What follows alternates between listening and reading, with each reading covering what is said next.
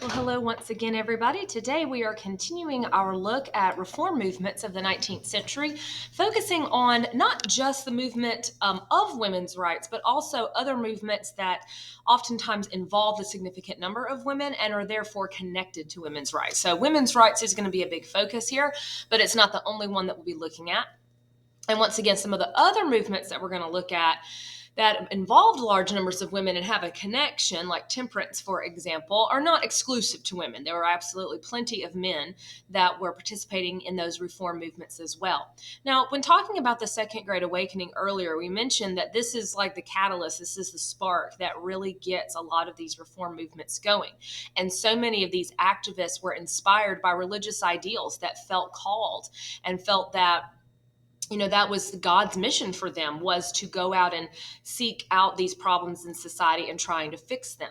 And we cannot underemphasize the importance and the inclusion of women in that. One thing that is also quite remarkable about the Second Great Awakening is the inclusion of women. Its message that all are equal before God, everyone can obtain salvation, was particularly inspiring to women.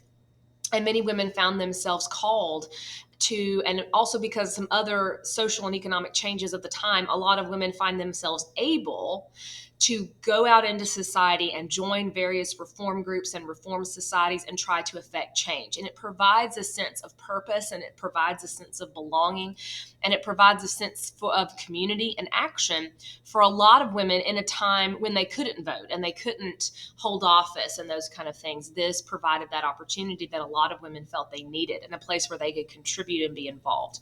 So first, let's remind ourselves a little bit about the roles, the expectations of women during this time. And we're also going to look at how women's roles were changing in this time period because of some of the other external factors and things that were changing in the United States as a whole. So, what the sense of what womanhood meant, what it meant to be a woman, and what that was like. So, we probably already know that for most women in the 19th century, their legal status was, pretty much next to nothing. That most women in most states were barred from, any kind of most professions, certainly professional careers like law or medicine or things like that were certainly barred to women, and it wouldn't have been deemed appropriate for women to have those kinds of jobs or to receive that education. For most, the higher education and specialized education that those kind of professional fields required was very much off limits to women. Most could not, no one, none of them could vote. A lot of states didn't even allow women to own property or even inherit property. They really had the legal status of a minor, really the legal status of someone under the age of 18. So no jury service, entering into contracts, those kind of basic legal rights were often denied to women as well. Now, another view though of women was not that they were insignificant. It wasn't that society did not value them in a way. The conception of womanhood, and this is something we've looked at before, was this idea of Republican motherhood. So we have seen this concept before. This is a review of something that we looked at in relation to the Revolution. Republican motherhood was this idea that in a Republican society like the United States, the women had a specific role and a specific job. It was not to be a voter. It was not to, run for office or anything. That her job was to raise the next generation of statesmen, the next generation of voters.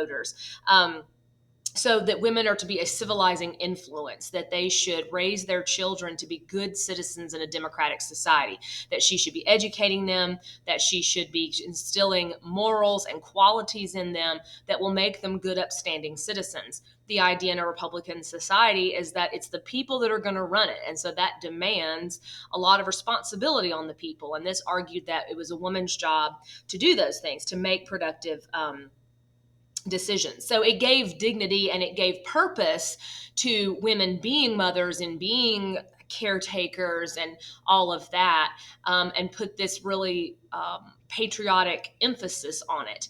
Now, ideas about womanhood are changing as we move into the mid 19th century, but that idea of Republican motherhood and that women have a civilizing role and have an important role in the family is still very much a part of that. But let's look at what is changing as we move into 1820s, 1830s, 1840s. So we are seeing some changing gender roles. And most of that, or a lot of that, has to do with industrialization.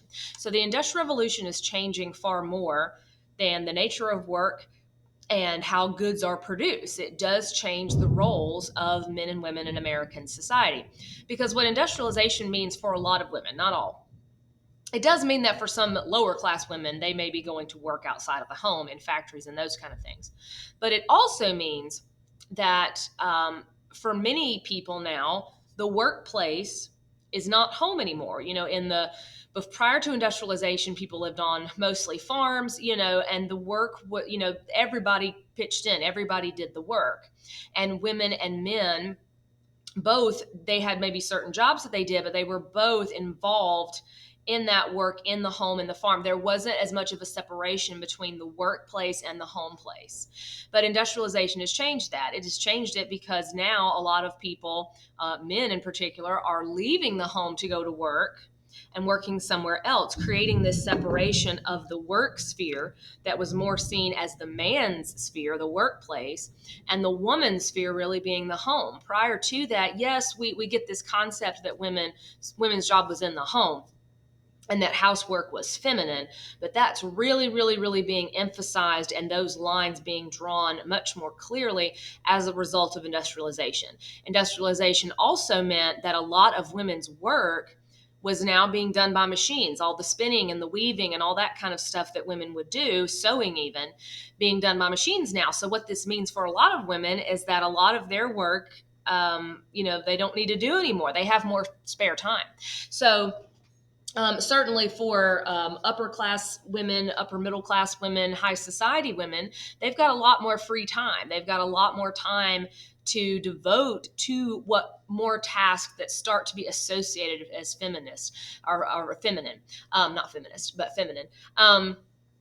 So the industrialization is creating this concept of the man's sphere and the work being a man's job and a man's role, and then the home being feminine, and the home being the place where the woman was supposed to do her work, and that the workplace wasn't the place for women, all that kind of thing. And the jobs, the work, the labor really being shared between men and women was less common. And there becomes to be more this expectation then of what women should do and how women should behave.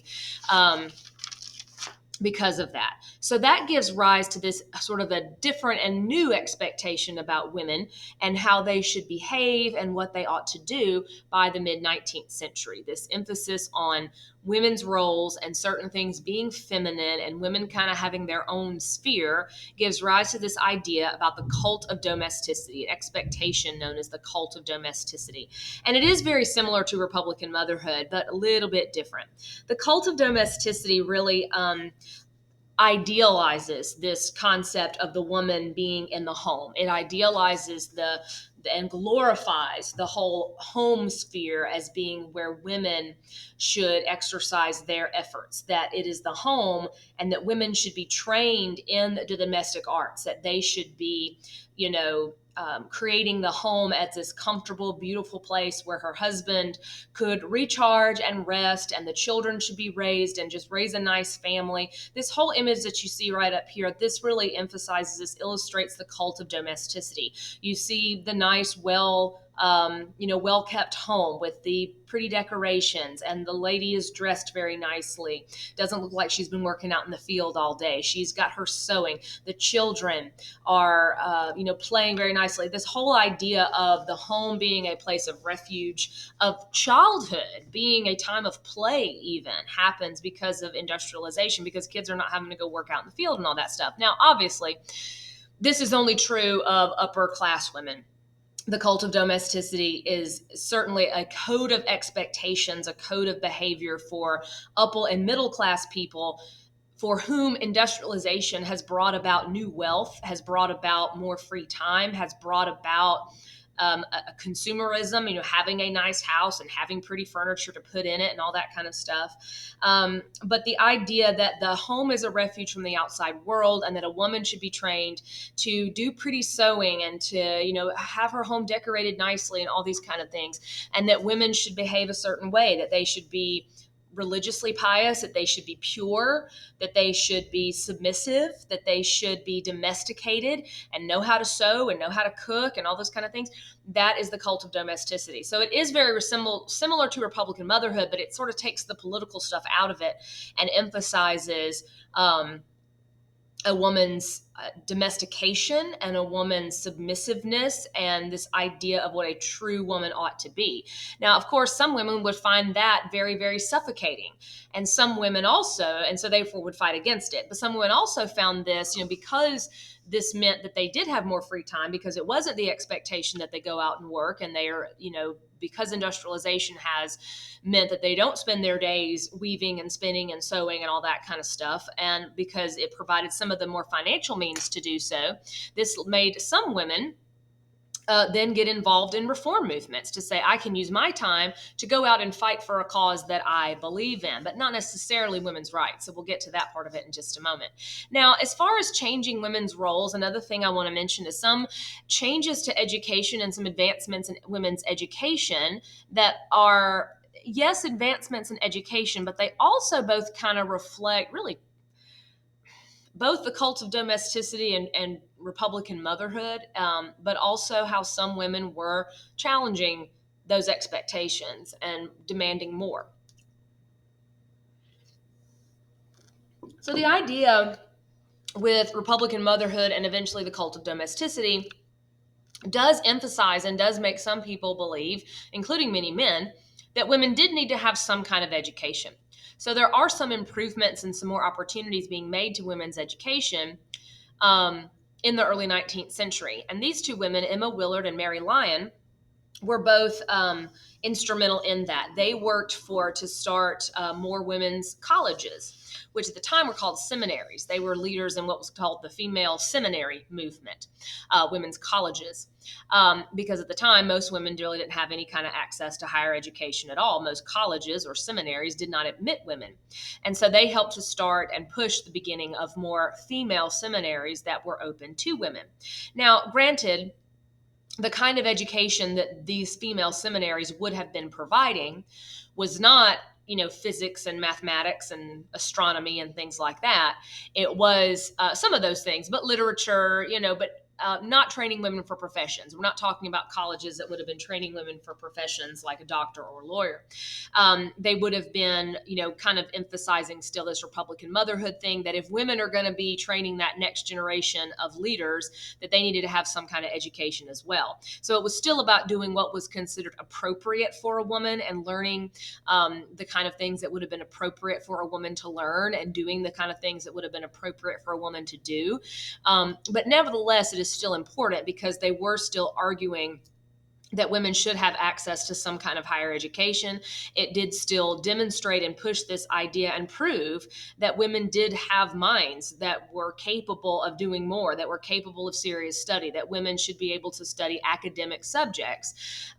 Because it wasn't all just music and singing and embroidery and pretty handwriting. They were learning, subjects like literature and geography and history and that kind of stuff. They're just not doing that to be a PhD. It's so they can pass that knowledge on, but it does emphasize, or it does advance the fact that, or the idea that women were capable of higher education.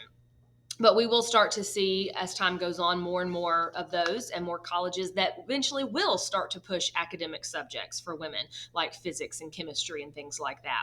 Now, as I was saying, many women, with this whole cult of domesticity, with this more free time on their hands, with more money in order to, better mobilize themselves, as the subtitle says, we do see a lot of women getting involved in many of these reforms. It's, like I've already said, a really remarkable way, and it's, the inclusion of women in these reform movements is quite profound.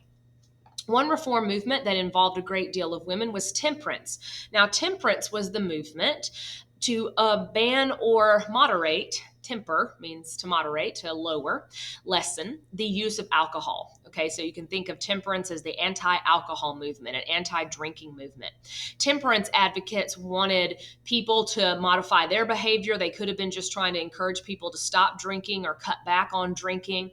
They could have been trying to get states or local governments to pass laws banning it, to actually ban alcohol, pass what were called dry laws that would have banned alcohol. Temperance advocates were alarmed by what they thought was an excess of alcohol consumption in the United States, and alarmed by what they saw as being a lot of negative results of that, a lot of social problems that were caused, they believed, by excessive alcohol. And truthfully, they were not wrong in that. They were not really exaggerating. There was a significant amount of alcohol consumption in these days. Some of that was out of necessity, because, or kind of necessity, because in these days, drinking water was not always clean. And so for many people, alcohol was the only thing that was, you were guaranteed that you weren't going to be drinking something that was going to give you, terrible bacterial infections and stuff like that. But it is also just some of that is a result of immigration. Some immigrants coming that just culturally drank more, and that there was a significant amount of drunkenness in the United States at this time. And temperance advocates were quite alarmed by that. And you can imagine that a lot of these people, being very deeply religiously convicted, saw serious moral and religious problems, did not see alcohol consumption as good Christian behavior. And they worried that this was just, causing the downfall of society, that excessive drinking caused disease, that it caused people to be unproductive at work, and therefore production would be down, productivity wouldn't be as good, people were losing their jobs, and that men would run out on their family. They weren't supporting their families because they were drinking all the time, or because they couldn't keep a job, all those sorts of things. And so many women are involved in temperance because they felt that it was women that paid the price for that. It was the woman who paid the price when her husband didn't go to work or couldn't keep his job because he was out spending all their money on alcohol. That men, as the providers, if they were getting drunk all the time, that women and children were the ones who were left to pay for all of that. So that's why this movement attracted so many different women. The temperance movement does have some minor success. There will be some counties, some individual territories, so forth, that might ban alcohol or at least try to limit it. And temperance never really goes away. We'll see this come back certainly in the 20th century, even with eventual prohibition. But temperance was another movement, and actually probably one of the most widespread movements of the time. That does start to gain some steam, but like a lot of these, is going to eventually have to take a backseat to the abolition movement that we talked about previously. But also, let's mention abolition again. Now, we've already talked about abolition and some of the big abolitionists, but abolition, the movement to abolish slavery, is another one that involved a large number of women. And there is a strong, strong, strong connection to abolition and women's rights.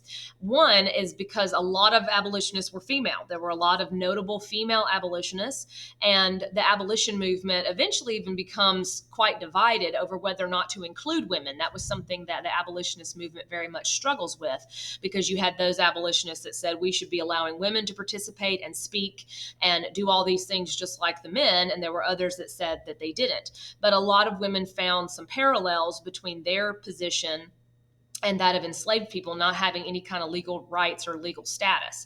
And furthermore, when that split starts to happen, and when a lot of women passionate about abolition find themselves at the center of controversy, and find themselves, being taunted, and people writing nasty letters to them and saying that they shouldn't participate and they shouldn't be involved, that inspires a lot of women then to say, well, why can't we? What's wrong with that? Why can't we participate? Why can't we speak up? We should be able to speak up and we have a voice, and it should be listened to. So this causes a lot of women to start then looking at their own situation as women, and start to question their own legal status and their own situation regarding their rights. So there's a strong connection there. And many of our earliest women's rights activists were also abolitionists, and actually started out as abolitionists, and sort of, as well as other movements, but abolition more so. And this causes them to eventually start asking harder questions about the expectations and the rights of women. So while we have seen some argue for more women's rights here or there. We've seen, advancements in female education prior to the 1840s. In the late 1840s, this is when we see what we might know and be more familiar, what we might recognize more as the modern women's rights movement, beginning about 1848. There are, of course, numerous women's rights activists of this era. We're going to list a few of the major ones. So some of the women's rights activists that are kind of credited with being sort of its founders, that sort of really articulate this new direction for the women's rights movement. and are some of its earliest pioneers. Women like Lucretia Mott, Susan B. Anthony, who is pictured here, along with Elizabeth Cady Stanton.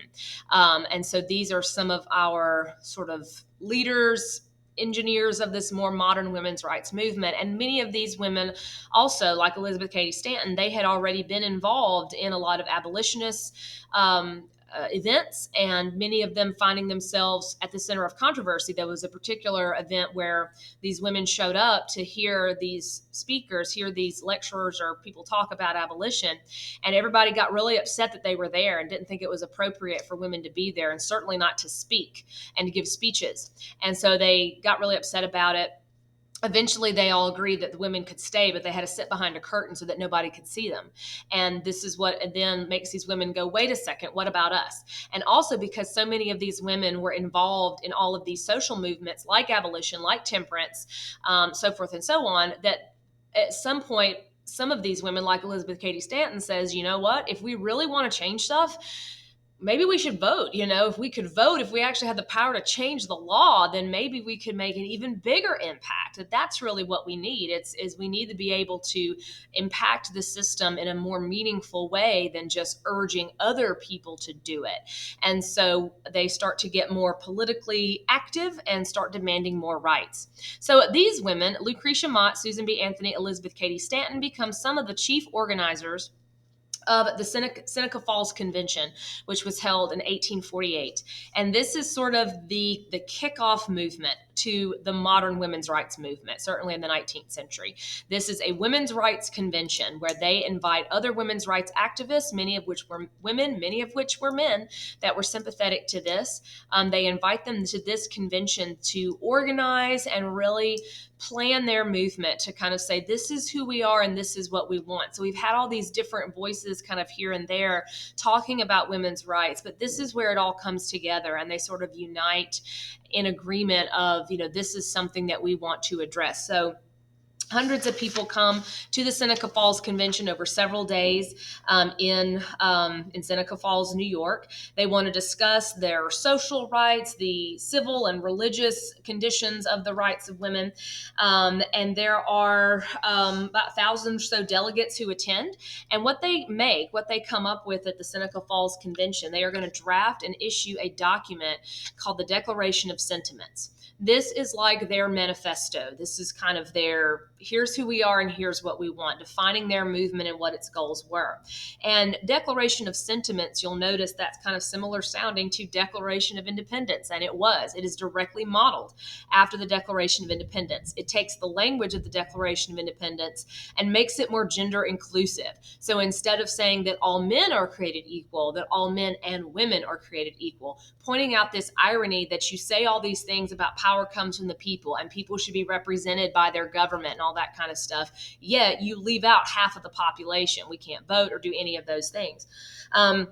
So it demands more rights. It lists out the things that they want: legal rights like property rights, education, equal pay, more opportunities outside of the home, all these sorts of things. And it also mentions the right to vote, of course. And what's interesting is that when we think about this, we think, oh, right to vote, that must have been one of their number one concerns. That must have been the first thing they wrote down.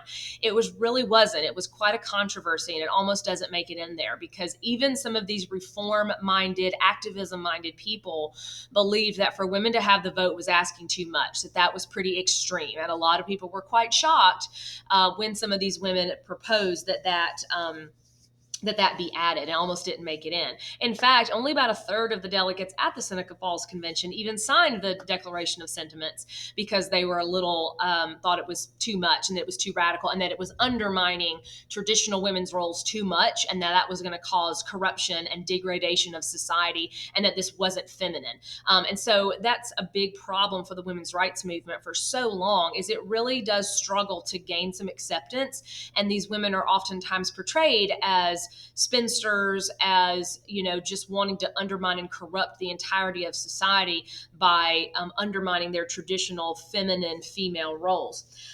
So women's rights, there are some advancements that are made. We already talked about some of the advancements to women's education that are made. Some states are going to open some more rights up to women, mainly in regard to property rights and some improvements in legal status. But for the most part, this movement struggles to really gain a lot of acceptance at this point. It struggles to gain a lot of funding. It becomes a little bit divisive at the time. But there are some states that will come around in some ways. Of course, we're not going to see women have the right to vote until the 20th century. But this movement, like a lot of them, as we've already mentioned, will eventually have to take a backseat to abolition. Eventually, this will be eclipsed by the abolition movement. But of course, once the Civil War ends and the slavery issue is out of the way, we will see a lot of these movements, including women's rights, including temperance, come back. And of course, we will see women continue to pick up that fight for the right to vote and for legal equality and all of those things, and continue those fights well beyond beyond just the Seneca Falls Convention. So we will be looking more at the changes brought by industrialization next time when we look at the growth of the labor movement.